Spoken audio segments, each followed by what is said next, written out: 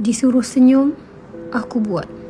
Disuruh sabar, disuruh solat, disuruh riuh, disuruh muncul, disuruh tenang, disuruh betul. Okey, aku buat.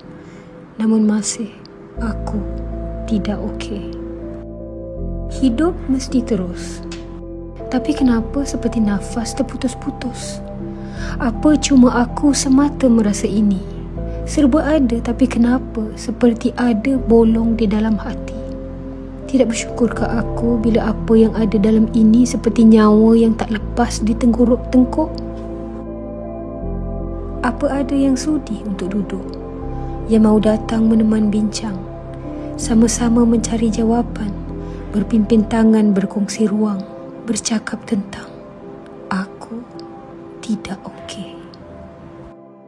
Jumpa nanti, gelak tawa, hiba bersama, kopi dengan Kak Fin, episod seterusnya.